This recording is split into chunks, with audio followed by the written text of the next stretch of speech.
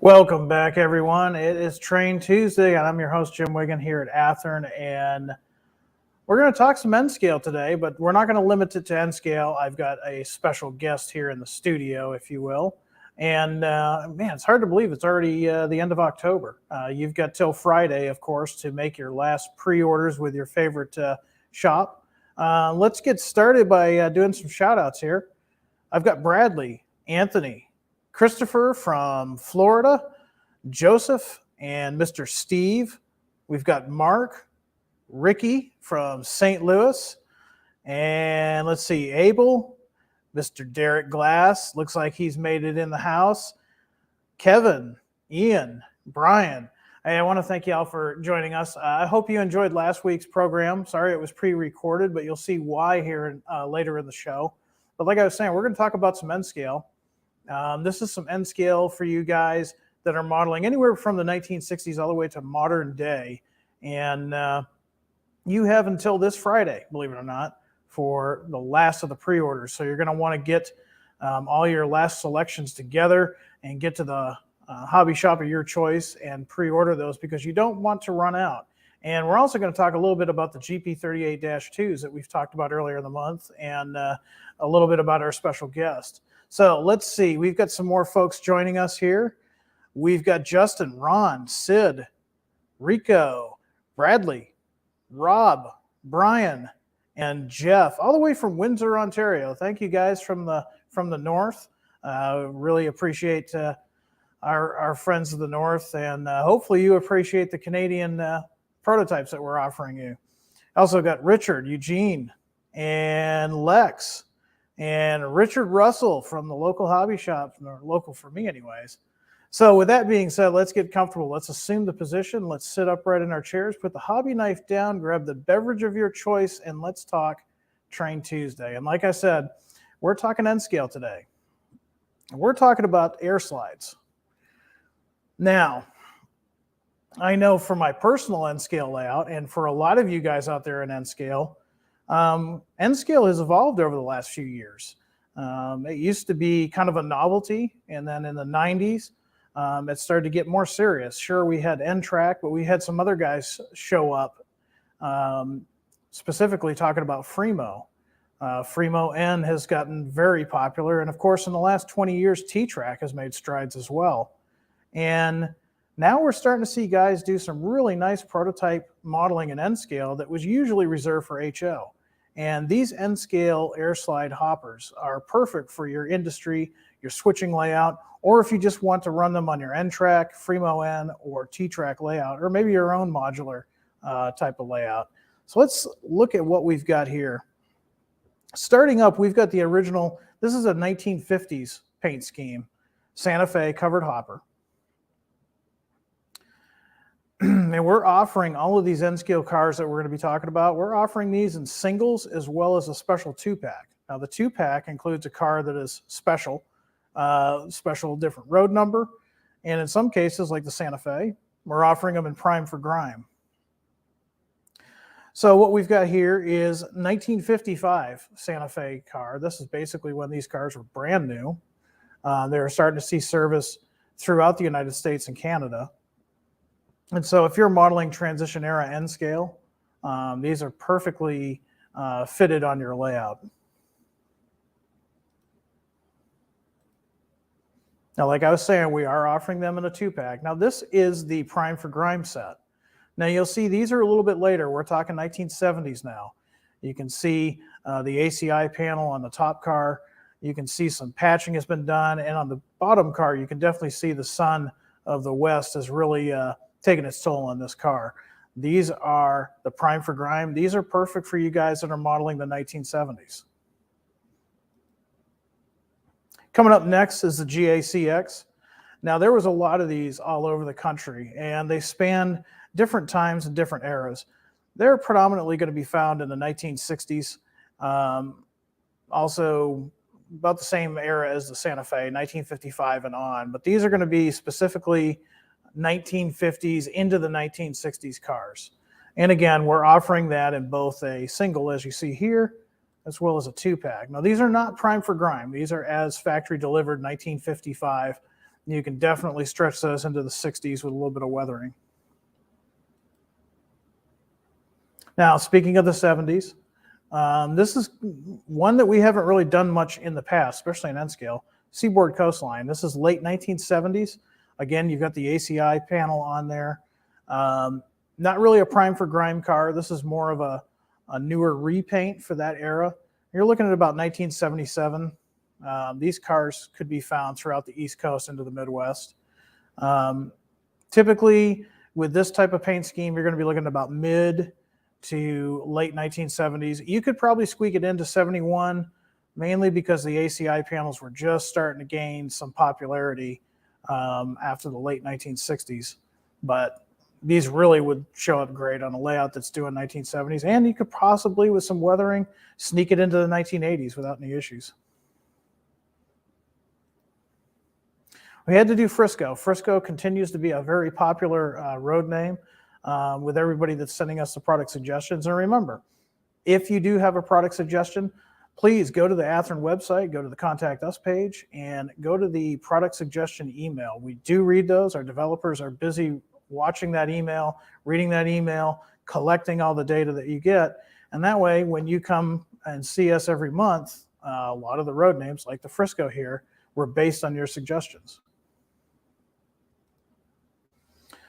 Southern Pacific still remains popular in both HO and N scale, so it was a no-brainer to offer the Southern Pacific as well. The Southern Pacific car, here you've got a little bit later. This is 1990s.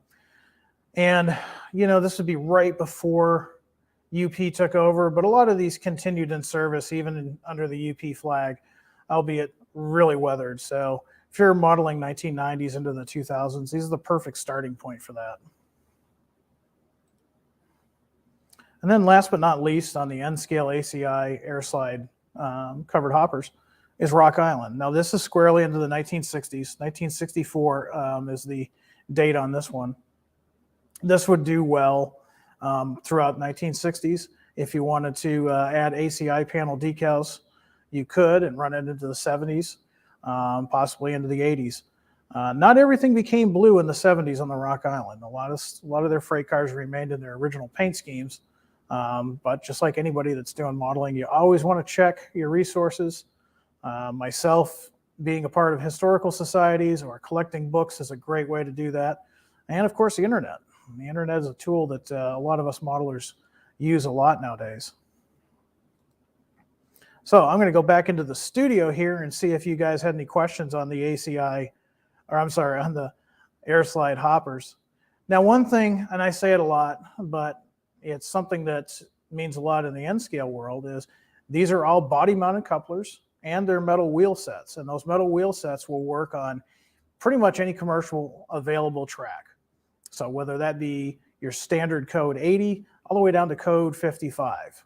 The finer scale track is no problem with these. They don't have the deep cut wheels that the N-scale cars had in the past.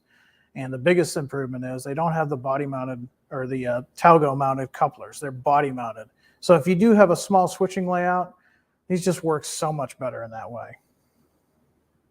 All right, I'm looking at the comments here. Now, guys, I know in the past you guys sometimes say, hey, you missed my comment. Well, it's one of those things where I'm running everything here in the studio and I've got multiple screens that you're not seeing. So I don't always catch your comments. So I apologize if I don't catch your comment. I do try to go back and read some of the comments, and I'll put them on the screen if I see something. But I just appreciate your patience. If I miss your question, if I didn't grab it right away, just go ahead and post it again, and I'll try my best to get them. But looking to see if anybody's got some questions or comments on the N-scale covered hoppers. And looks like David's happy about these. This will go great with my mill. Yeah.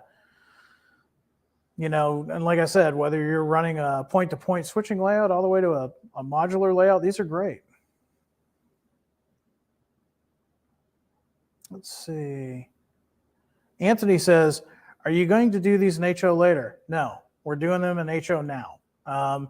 Do yourself a favor, go to our Athearn website, and we're actually doing these in Genesis this month, and you've got till Friday. So basically all the lines that we talked about right now In N scale, we're also offering those right now in HO. So go over to our website, athearn.com, go to the new announcements tab and scroll down until you see the Genesis HO scale air slide hoppers.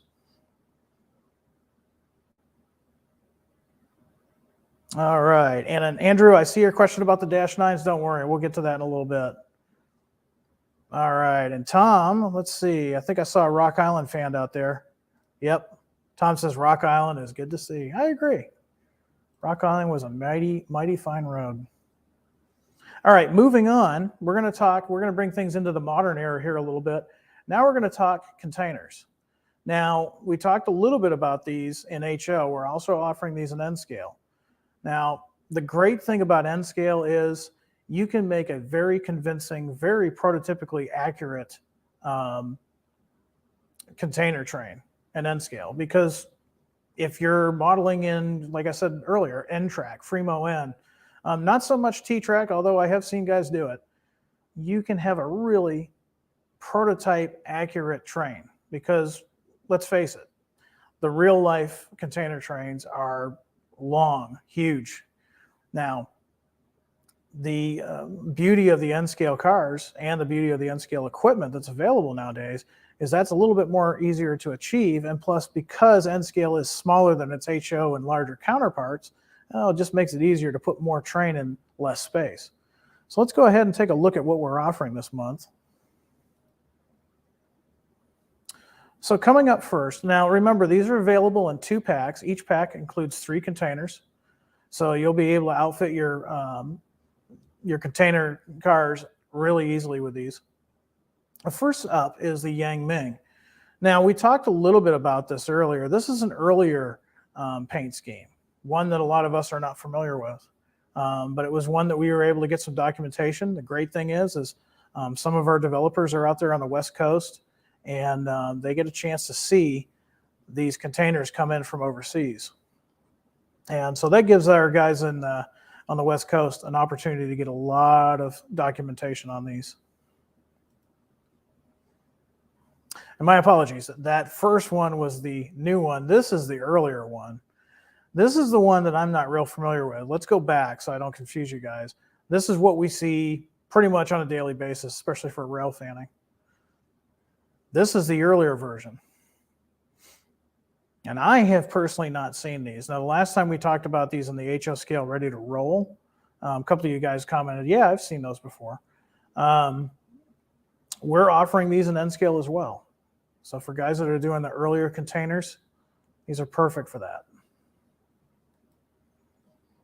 K-line, of course, pretty much seen throughout the country, very common. I see these all the time on the former Santa Fe Transcon. And again, these are available in 2 packs. Everything I'm showing you is a 1 pack of 3 containers, and we're offering 2 different packs of these N-scale containers.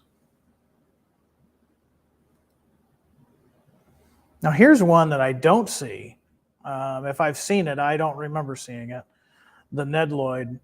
Some of you guys out there on the West Coast, you've commented that you do see them out there. That would make sense.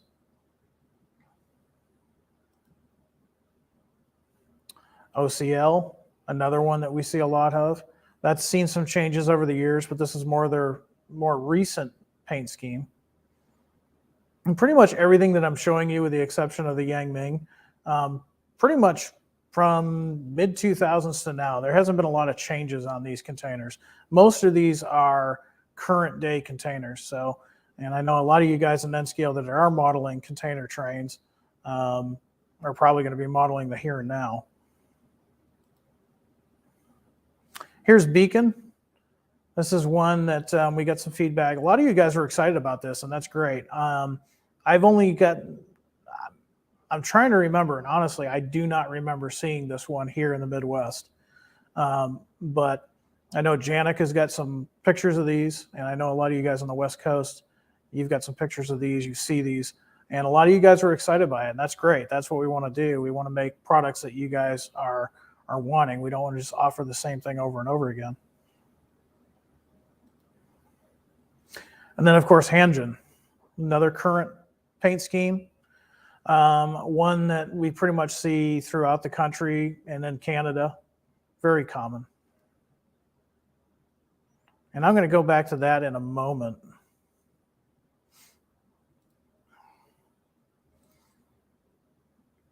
Now, like I was saying before, the great thing about these containers, remember earlier I was talking about switching layouts. A lot of guys for their switching layouts, maybe they're doing an industrial area. They're maybe not modeling the port itself, but they're close to the port. A lot of guys have actually used these as a scenery block, and it's a great idea. If you go down to places like Florida and Long Beach and things of that area, you're going to see these containers just stacked up like fences. And a lot of guys have started using these for like a view block, and it's a great idea. So don't think of them just being on a container. And of course, we've got trailers and tractors to go with these as well. So there's all kinds of uses for these great containers, whether it be on the actual stack train that you're modeling, all the way to a static view block on your layout, or even on your tractor trailer setup. All right. Brad's saying he sees all the time in Western Canada. Yeah, I used to see a lot of Hanjin. Now, I got another comment here I'm going to bring up. Brad says, Hanjin no longer exists. Most of their containers went to SM line. Okay. I did not know that. I don't typically model modern day stuff, but it's good to know, and that would explain why I don't see them as much as I used to.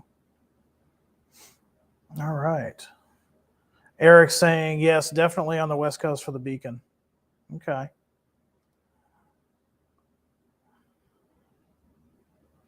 All right. So like I said, great offerings this month on N-Scale. You've got until the end of this month, which is only a few days away.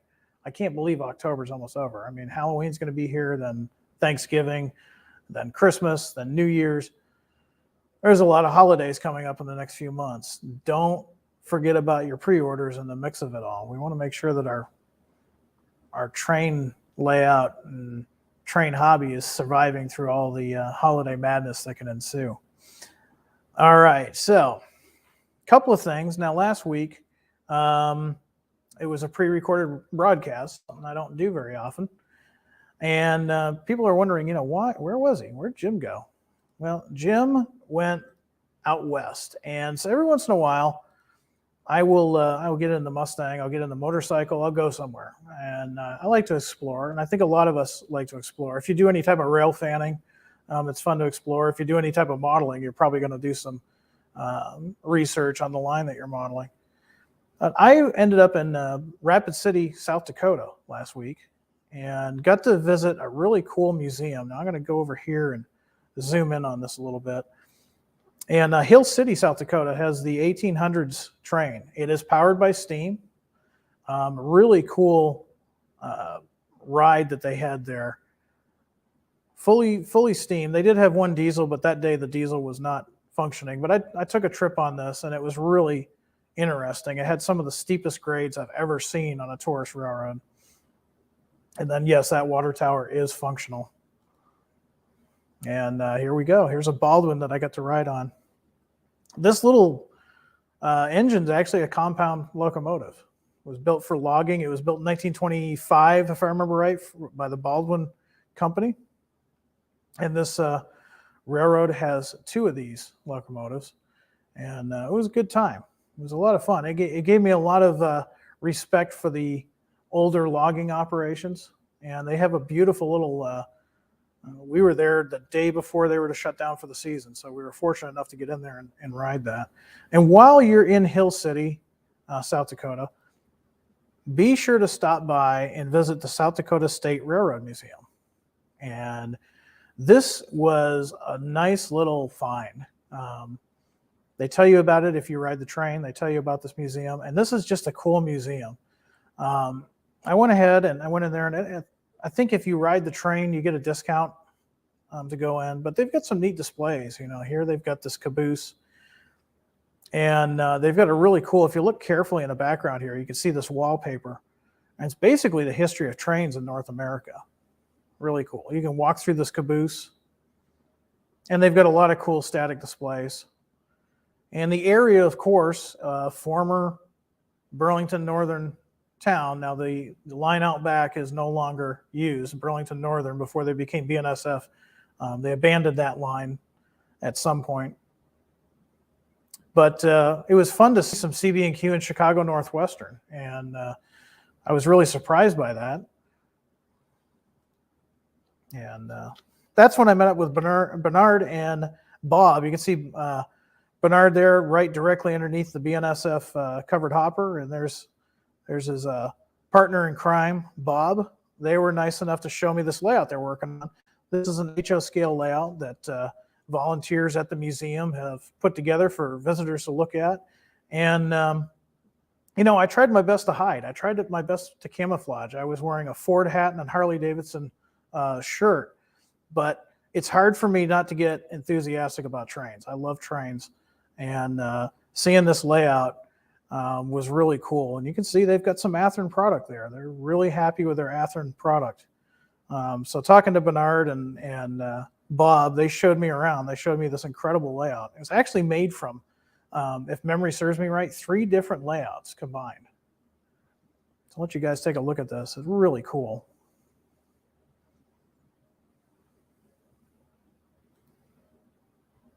And you can see there's our big boy right there streaming through. And they knew I'm a CB&Q guy, so they had to run the Zephyr for me.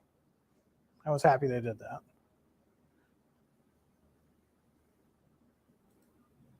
Another picture of the big boy. Now that big boy there, I believe that's Bernard's. If I remember right, that's his big boy. Absolutely loves it. And he was getting some mileage on it that day. Here's another picture. And it's hard to show you just how detailed this layout is. These pictures don't really do it justice. This kind of gives you an idea, an overall view of the layout and the size. And they've got a little bit of everything on this. They've got a yard, they've got a passenger station, they've got rural flatlands, they've got hills. And remember, this isn't too far from the Black Hills. So all kinds of different scenery. And they've got, like I said, a few volunteers to come in and work on this and let people watch it. And they've got it set up so that you can basically push a button. It's all self-automated. Or if they want, they can run operations too. It's running on DCC. Here we got a nice little farm scene.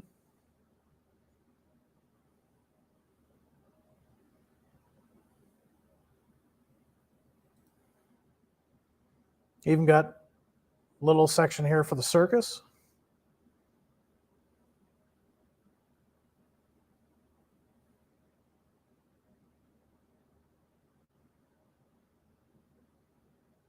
And I think that is the end of my slideshow. So there, if you are in the Rapid City, South Dakota area and want to see some trains, Hill City is a great little town. There's enough so if you're with the family that the whole family can enjoy it. There's great food there. There's great things to see.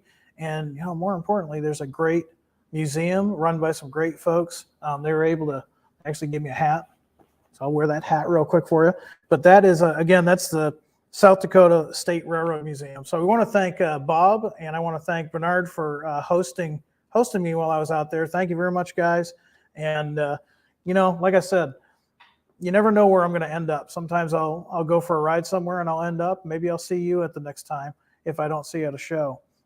So last but not least, as I was saying earlier, we have a special guest in the studio. Now, we have talked about the GP38-2s in the beginning of the month, and I realized that was about 3-4 weeks ago.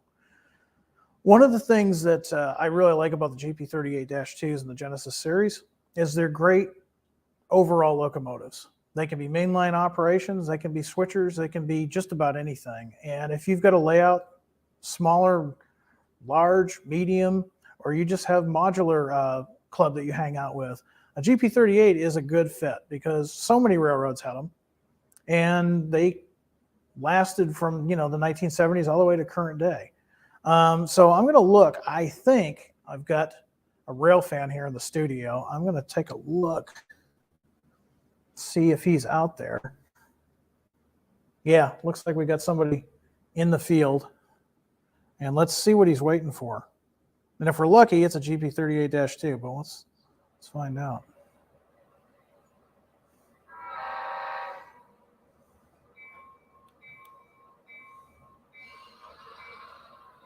Oh, I hear something.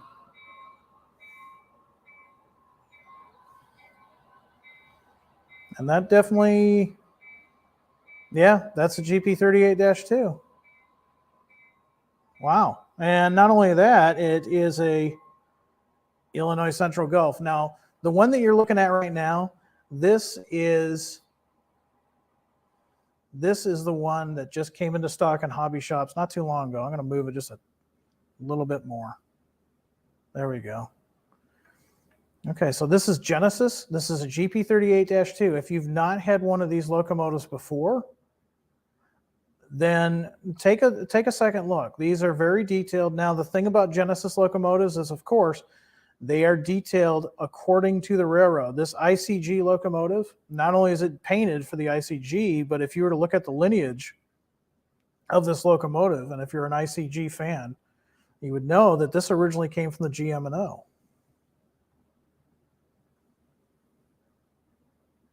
So it's going to have details that its former road owner had, as well as any new details it had. Our developers spend hours upon hours upon hours looking at documentations, color samples, you name it.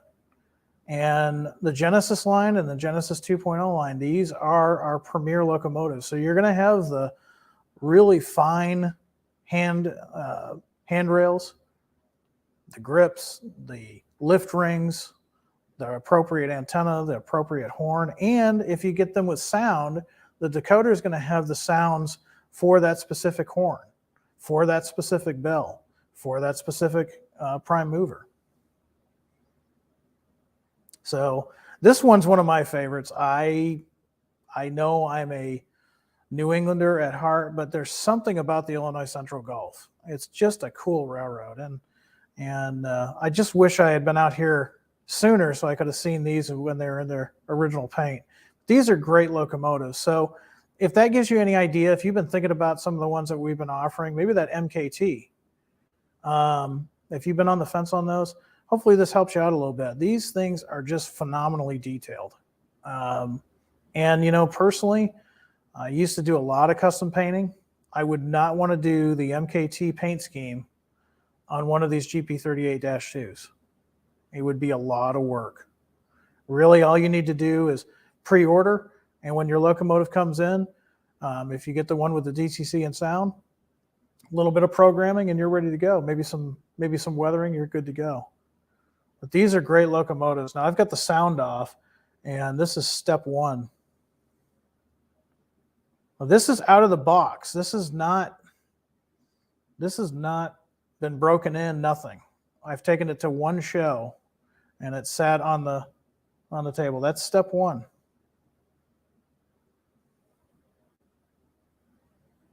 That's how smooth it is. There's no sound. You don't hear any grinding.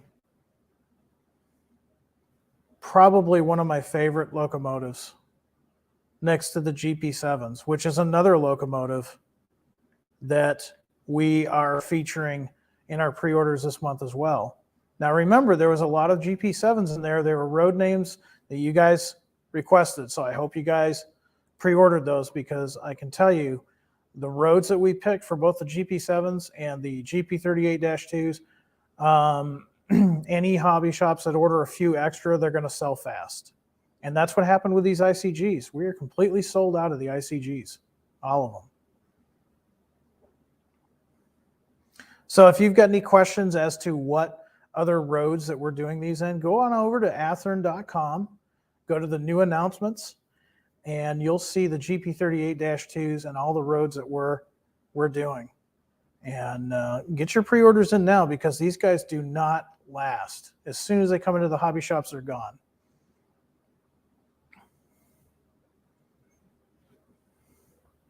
So yeah, I hope you enjoyed that. That gives me a great excuse to run something in the studio. The GP38-2 is probably one of my favorites. And like I said, it's the pickup truck of the industry. You see them all over the place. They make great any kind of power you can think of. There's usually one out there. We got a few minutes left. I'm going to take some questions here. And while I'm looking at questions, there was a question about the Dash 9s. If you go to our website, we've got the photography up on most of the Dash 9s now. That tells you that they're getting closer. Now, as far as a firm date, we, like a lot of companies, whether it be your local tire dealer or your glass manufacturer, I mean, all kinds of different people are experiencing shipping delays, and we're one of them. We're no different. We're trying to keep track of these, but honestly, with everything that's going on, sometimes it's kind of hard to keep track. Now, we're hoping to have those Dash 9s here by the end of November. At this point, if we don't see any more interruptions in service, we should hopefully have those by the end of November. So I know you guys are excited about them. I'm excited about them. And man, it's just so hard to wait when you know they're that close. So, but don't give up. They're coming. Bradley says, I'll buy the Milwaukee Road GP38-2 when it becomes available. Okay. That's what I said about the ICG. Guess how many ICGs I own? Something to think about. Let's see.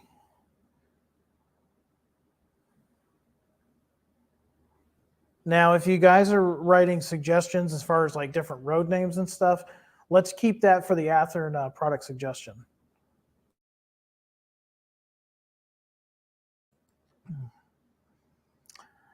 Let's see. Who's the special guest? Well, Bradley, the special guest was the GP38-2. That was a special guest. It's not every day I get to run something in the studio just because of logistics, but every once in a while I'll bring something in special. And we'll probably do that with the Dash 9 and the SD70 ACUs when those come in. I think I saw a question on the SD70 ACUs. Again, we're kind of up to shipping delays at this point. We don't have a firm date on those yet, but they are coming. Jake's got a good question, kind of a comment suggestion. Any chances the developers can produce some PS4750 hoppers? Well, it's one of those things again, product suggestion. I'll throw that in there. I know there's at least one other manufacturer I know of that I believe makes that, at least an HO. So that might have something to do with it. But if you feel that, if you'd like to see them in Genesis or maybe ready to roll, feel free to shoot us an email at our product suggestion email. Ted, he says, what's the latest on SD40-2s? Kind of the same boat as the Dash 9s. They are on their way, but shipping delays are playing havoc. And we have folks here at Horizon watching those shipments, but they are delayed somewhat. I've got time for one, maybe two more questions.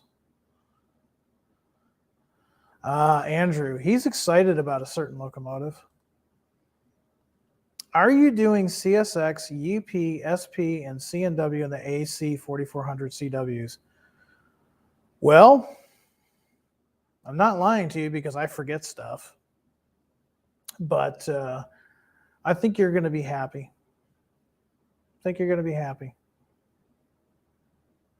Glenn wants to know, when will you be releasing the SW1500s?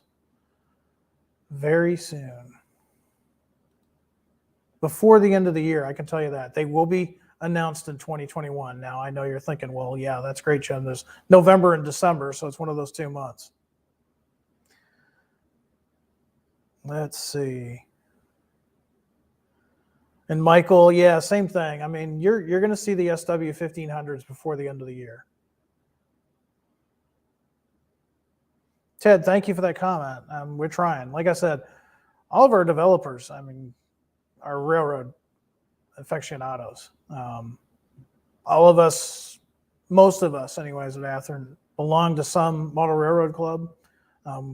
Most of us have a module or a layout. So you know, we love this as much as you guys do, but we also love to hear what you guys are wanting. So everything that we do, not to sound like a popular pop song, we do it for you.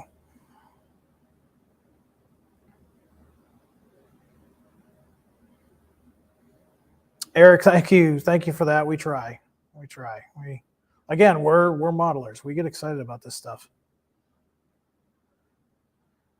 Okay. So I'm reading your comments and trying to see which one I should finish up with. Okay, so Chase, that's a good question. So I'm going to put it up there.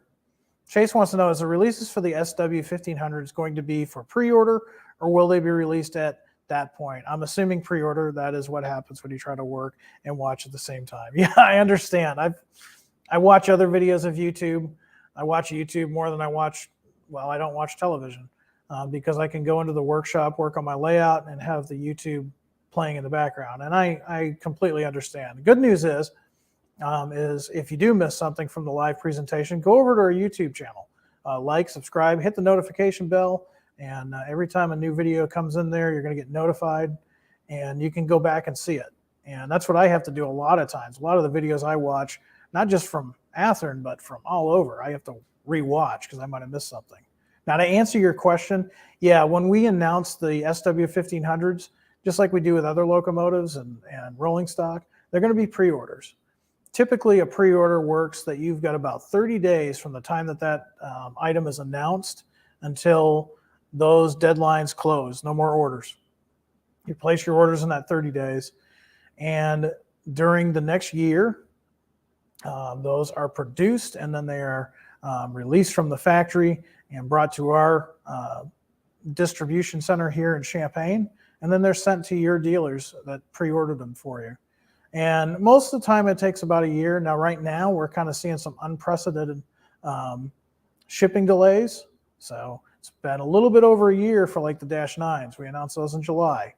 But typically in a typical year is usually as long as you got to wait, which is perfect timing for me because if I order, let's say I ordered all 3 of the GP9s in Boston and Maine last December, well, that gave me enough time to collect some spare change and save up my money so I can pick up all 3 of those when they come in. But good question.